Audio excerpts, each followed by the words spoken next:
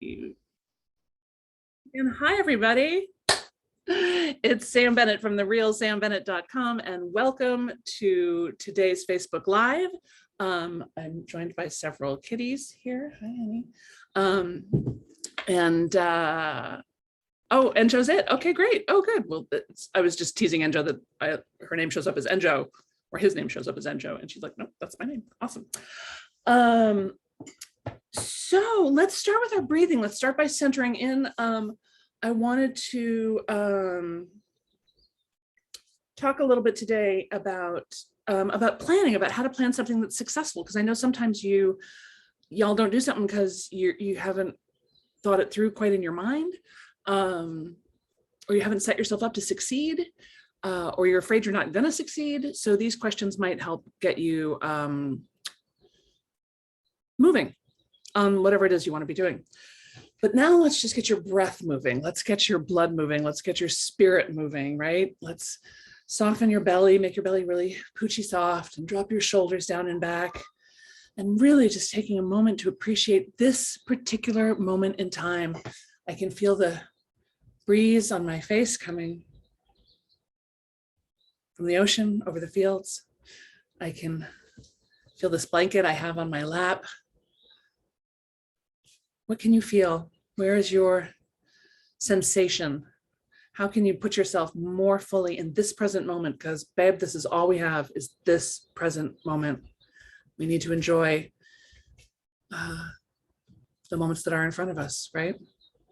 So letting your belly go really soft, softening your gaze, opening up your heart to everything that this present moment has to offer you. We're going to inhale.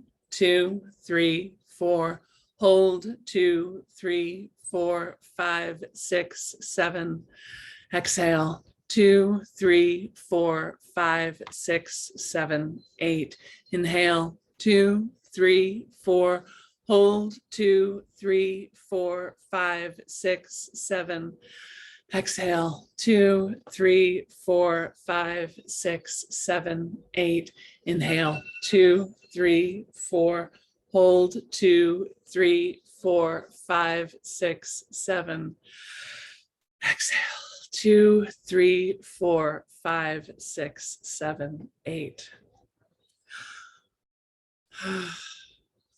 Just dwell in this moment for a moment.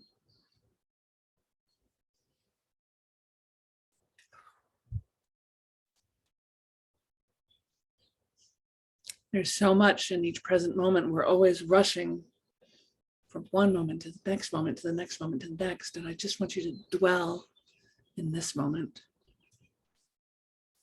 And notice you have everything you need in this moment. You are healthy enough. You have enough money. You are old enough, young enough, wise enough. You have enough love. You have everything you need to dwell in this present moment. Let yourself experience that sufficiency. We spend a lot of time thinking about what we don't have. But let's take a moment to remember what we do.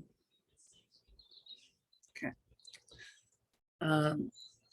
Veronica was remarking on my super fabulous mug. And it is, in fact, super fabulous. You may have gotten an email about this. It says, "Fuck off, I'm a mermaid." And this is a little doodle that I made years ago, and Veronica turned it into a mug for me. So it's available for sale on our shop. Can you see this? Luke said it's cool because it looks like I drew it directly on the mug, which is kind of fun. So yeah, fuck off, I'm a mermaid. You have some other new mugs too. I got, they ship them so well. They pack them so beautifully. We have one that says, "You're fine, you're weird, and that's okay. Now get to work. The world needs you." This is basically the foundation of the Organized Artist Company, of therealsambennett.com, is this statement. This is, if my business were a statement, this is what it would be. You're fine, you're weird, that's okay. Just get to work. The world needs you.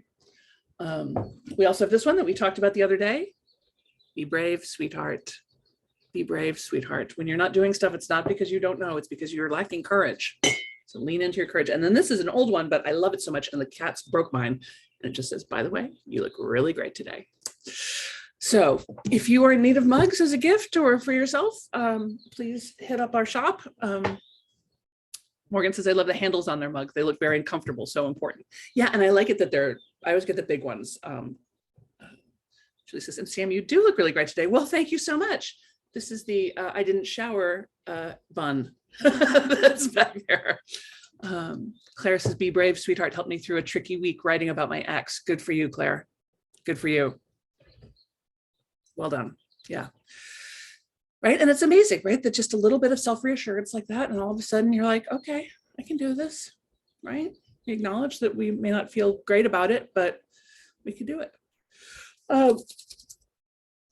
I thought I would talk a little bit. I'm realizing next week I go to Belize for 10 days. I'm taking 20 women with my friend Amy Ehlers on a retreat in Belize. We did this in 2020. We got back about 16 hours before the shutdown.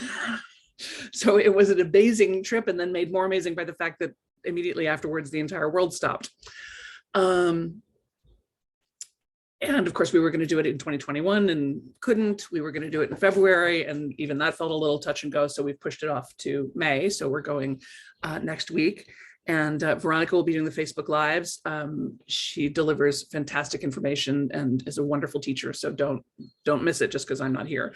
I would try and do it from Belize, but apparently the Wi-Fi is a little sketchy where we're staying. So I didn't want to have to hassle with that. So I want you guys to have a good experience. I want to have a good experience. I want Veronica to have a good experience. Win, win, win, win, win, win, win.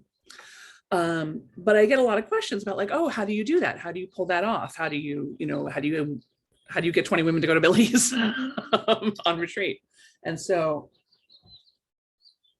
I thought I might talk you through a little bit of my planning process. And it's kind of how I approach most decision-making things. And see if it might help you in what you're up to. Julie's saying, I needed that piece about I have enough love right now in this moment. You do. You have enough love. You have enough money. You have enough health. You have enough of all the things. Isn't that nice to know? That in this present moment, you have enough. Gaynell says, you and Veronica make a great team. I think so too. I'm so lucky to have her. I can't stand it. Okay. So the way Belize came about is, my Amy Ehlers is one of the best women's leadership coaches in the country. And she and I have been friends since the 90s. So however long ago that was. We were in a theater company together. We were actors together. We were friends. She was my coach. And then I worked on her team. And then she worked on my team. Like we've just been in each other's lives for a long time and at a pretty intimate level. Like we've almost always been in a mastermind together in one shape or form. And I love being in mastermind with people because, you really see their heart, you really see what's up for them, what matters to them. And you're not really involved in their day-to-day life so much, so it doesn't really matter who they're married to or where they live or how much money they have in the bank. You're just helping them get done what it is, help them create the life that they want to create, and they help you create the life that you want to create. So anyway, we've known each other really well for a really long time, and we never wanted to partner on anything because our friendship was so important to us. We just thought, well, we don't want to risk it. So I would come up and teach at her events. She would come down and teach at my events. She lives in the Bay Area. Pardon me. And finally, she was down teaching at one of my events, and we were having such a good time. She was like, we're stupid. Why don't we just do this all the time? She's like, we should do something together. And I said, absolutely, let's do something together. And then she said, I think we should do something fun. And I was like, I'm sorry, what? like, I don't know that word. She's like, you remember fun, like fun. It's like, oh, okay. So that was where we started, and having that as our theme, as our base concept really helped us as we made decisions along the way. So that's my first tip is look for the fun, look for, or at least, set the theme of what it is, kind of explicitly, oh, we want this to be a somber event. We want this to be an energized event. We want this to be an uplifting event.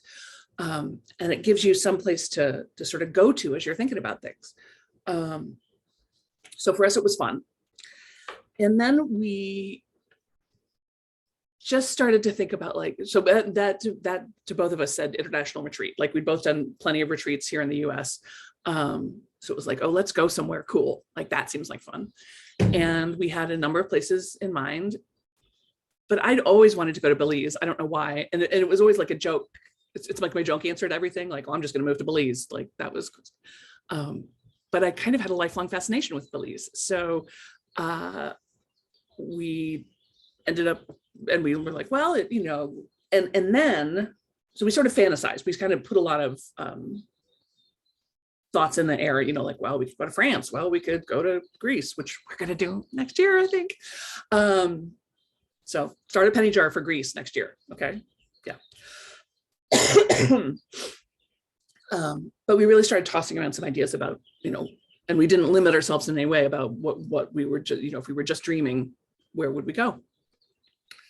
So that's step 2 is like, allow yourself to fantasize. Like if you could have anything, if you had an unlimited budget, if you, if money were no object and time were no object and you could go anywhere or do anything, what would you want to do?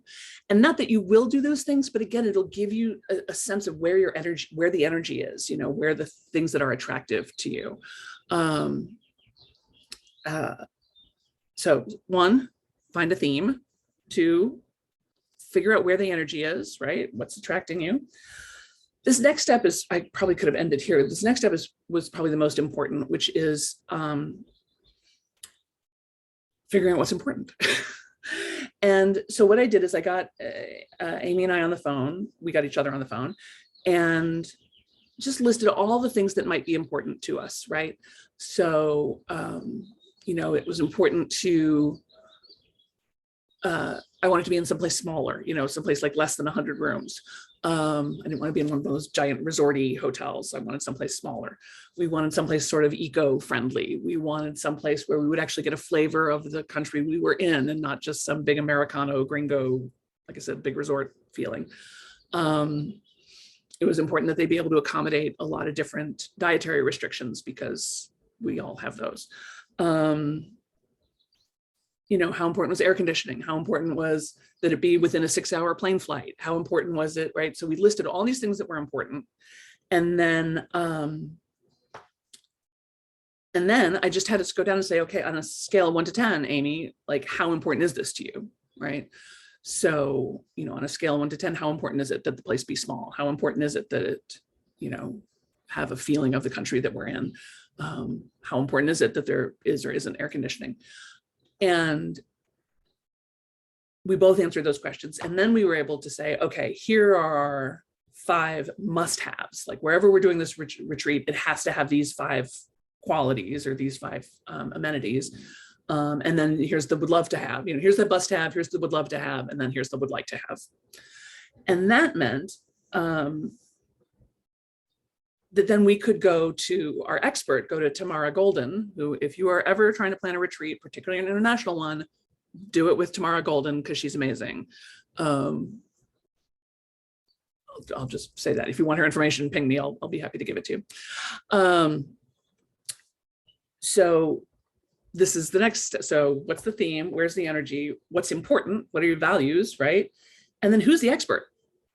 Who's the expert? Because I started looking around on like TripAdvisor and stuff for different, and this is not my skill set, you guys. This kind of thing makes me want to crawl under a rock. Like, I'm like, I can't do this research. I hate this.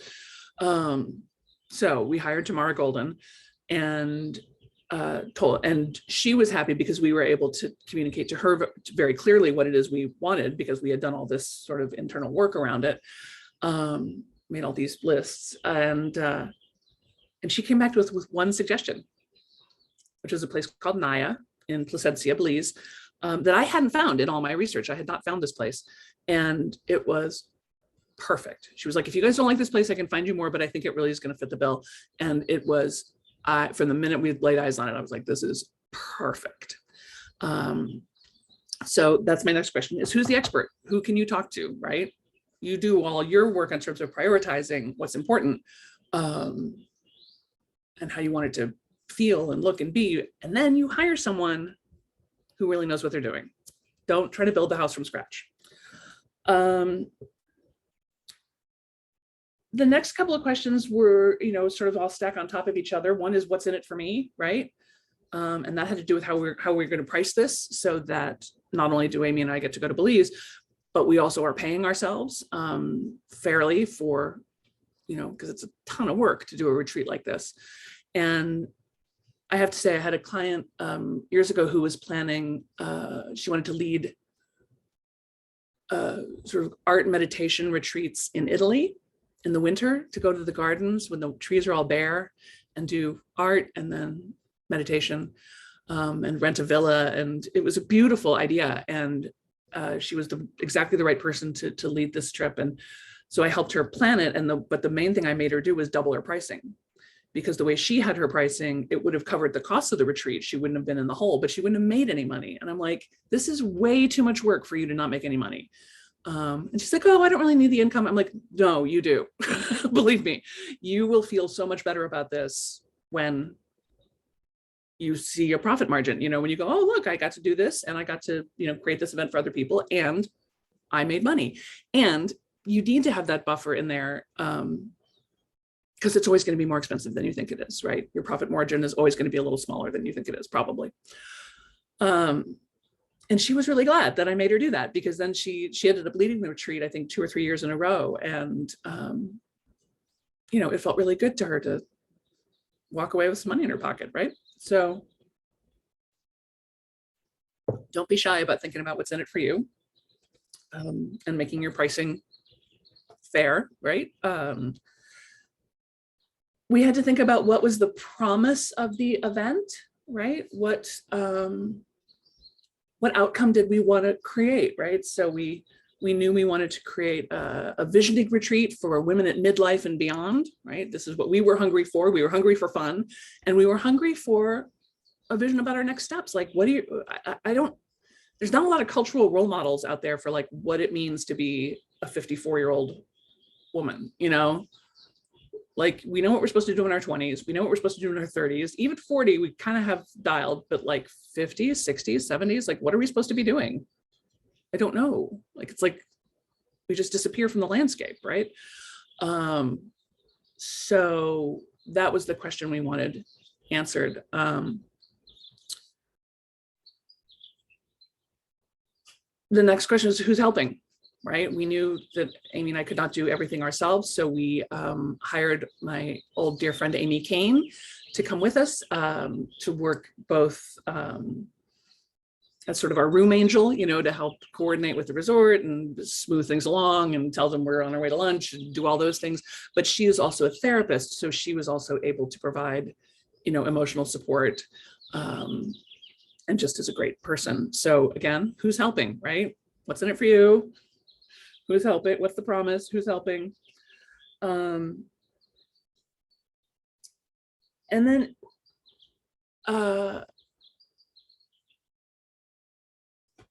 tell you, you got to plan as much as you can for what if things go wrong. Like, you got to sort of try and think through as many of the disaster scenarios as you can, because I'm telling you, they'll happen. The place will have double booked your room. There'll be a car accident, some traffic jam, and people can't get there. They will have forgotten the food. There'll be no water. Your shoes will pinch. Like, everything that can go wrong will absolutely go wrong. Those of you who have put up shows in the theater will understand what I'm talking about. Like, it all just goes horribly wrong at some point. And it's your job just to stay patient and keep focused on the fun and the energy and work through it, because I've had some small, tiny, minor disasters, and I've had some really, really big, heartbreaking disasters happen when doing events and retreats. So, which leads me to my final tip, which is trust the process. Trust the process. I worked with Sam Christensen for almost 15 years, and we would do these 4-week intensives and these 4-day intensives, and they were very personal and emotional. They're about personal branding. And And every time we were like, we always had the feeling like, this isn't going to work this time. It's not going to work. And we would just say to each other, trust the process, trust the process, trust the process. And then it would work. Claire's saying I missed one. Yeah, I was kind of hopping around on my own list. So let me go through these one more time. They're probably not in the order that I just discussed them because I rearranged them as I was talking, because that's how I roll. So tips for successful planning, recapped. 1, what's your theme? How do you want it to feel? For Amy and I, it was fun, but it's going to be different for you.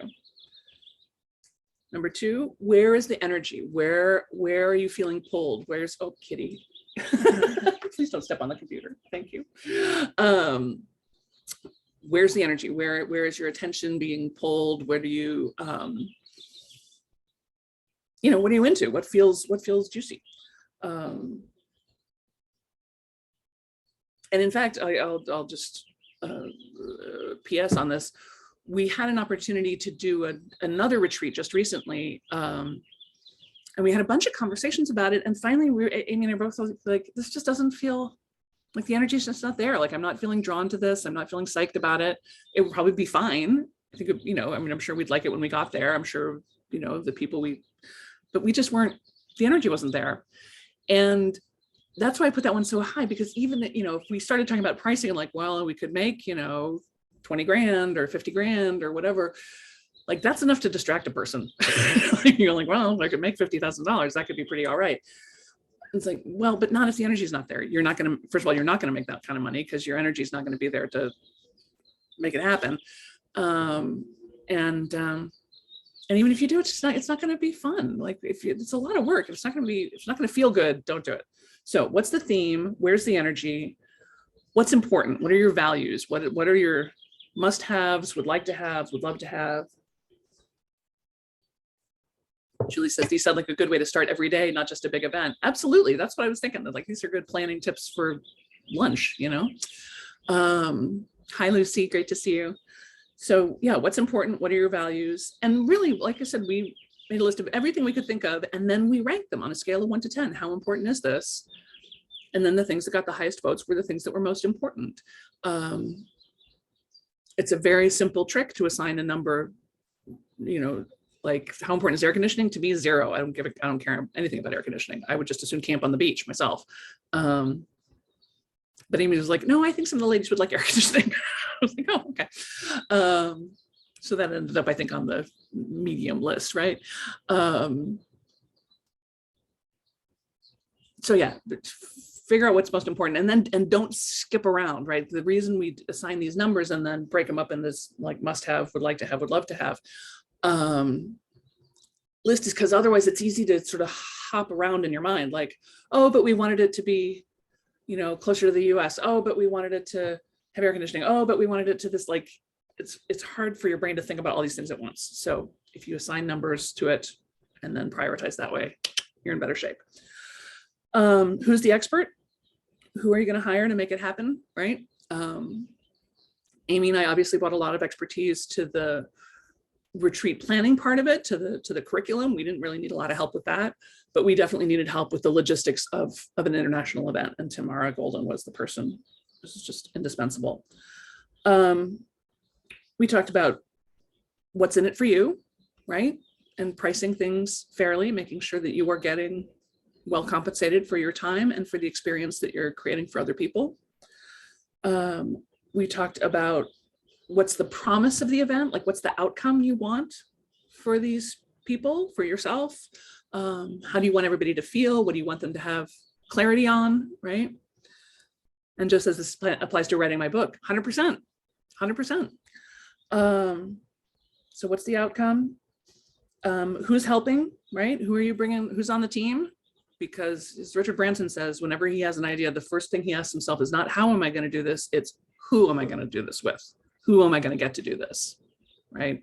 Because this idea that you can do everything yourself is ridiculous. And particularly if you're running an event, you do not want to be managing managing all the little details of it. You want to stay at a high level so that you can keep an eye on the whole thing and be delivering your best stuff and have somebody else who's worrying about the details, right?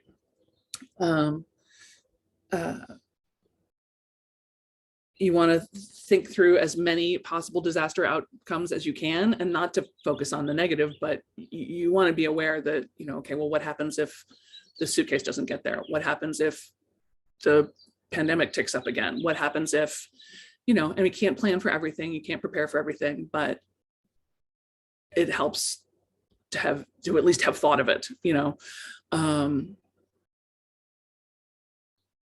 yeah, and have thought of, and if you can, think of a plan. And then finally, trust the process. Trust the process. And that means that sometimes, there's going to be moments when it's not clear what's going on or why. Claire says this totally applies to dating too. Oh, 100%, 100%. And again, when you can communicate all this stuff to someone else, everything gets so much simpler. So much simpler. When I know what's important to you, when I know what kind of outcome you're looking for, when I know, what jazzes you, what gives you energy, it's so much easier for me to help you, for me to tell you whether or not I can be of service to you. So yeah, it's really good prioritizing tools for all of it. And the thing about trusting the process is also about trusting divine timing. I think we all have projects that we really feel like, why is this not done yet? Why have I not finished this book? Why have I not planned this event? Why haven't I done this? And there may be, some internal resistance. There may be something you need to work through. You may just need a better plan. But it may also just not be the right time. And, on my long list of questions for God, this is definitely one of them. Like, what is with this right timing thing? That like, it's not the right time, it's not the right time, it's not the right time. And then all of a sudden it's the right time. And it's easy. It's crazy. I don't understand it, but I've seen it happen a bazillion times. So, yeah, you just gotta, particularly with things that are outside of your control, which is pretty much everything. You just want to trust the process and trust that you are being held, that the universe is a benevolent hum working for your greater good, and stay patient, stay patient with yourself and patient with others. Good. Anybody have anything else they want to say or share? Thank you for sticking with. I understand there was a little bit of technical difficulty on the Facebook. Super sorry. This is one of those trusting the process things. And it's one of the reasons why we send out so many different links, is so that there's all different ways to join us. Thanks, Sam. The retreat was such an enjoyable example. Oh, good. Thank you. Yeah, boy, if you get a chance to go to Belize, I can't recommend it highly enough, especially everyone speaks English and they take the American dollar. So, pretty good. Claire says, love the benevolent hum. Yes, the universe is a benevolent hum. Yeah. Good. Hi, Julie. Julie says, have too much fun next week. Well, okay, I will. I'm really looking forward to going. We've all been locked up for a long time now. So, I just want to send a prayer for traveling mercies for everybody getting there safe and sound and masked and healthy. And like I said, Veronica will be with you the next 2 Thursdays, sharing with you some of her deep wisdom. She has all kinds of areas of expertise that I do not have. So you're going to be learning some very new things. Gaynell says, I orchestrated an event solo, never again. Oh yeah, no, never, never, never, never. It's like trying to be your own stage manager. I mean, it's just impossible. Can't be done. Yeah. Good. Well, we're down here at the bottom of the half hour. Bon voyage. Have a great time. Thank you. Thank you. Thank you. Trust the process. Sounds like a great mug. Look at you guys go. Although I have to say, I sent out an email about this fuck off, I'm a mermaid mug, and we did not sell very many. A lot of people looked at it, but they didn't buy it. So, but maybe they will later on. It's one of the great things about print on demand is it's not like I've got a bunch of these sitting in my garage. When you order it, they make it and then they ship it. Mermaid mug is hard to read. Yeah, I know. And the way the photograph is, it doesn't really show the whole thing because it wraps all the way around. Yeah, I get it. Deborah says, thank you for the insight. I needed this for writing my book. Excellent, good. Veronica says, oh my gosh, why haven't we made a trust the process mug yet? So there you go. I think we know what Veronica will be doing this afternoon. And for all of you, wherever you are on your journeys and your planning, I hope that this was helpful. Thank you for being with me. I'm flattered by your presence here. And let's do one more breath to close out this circle. You ready? Feel into the gentle part of yourself, the part of you that really trusts the process. And let's inhale, 2, 3, 4, hold, 2, 3, 4, 5, 6, 7. Exhale, 2, 3, 4, 5, 6, 7, 8. Thanks, everybody. Thanks for doing this with me. Bye. The universe is a benevolent hum. That would also make a good mug. Big kiss, everybody. Have a great day.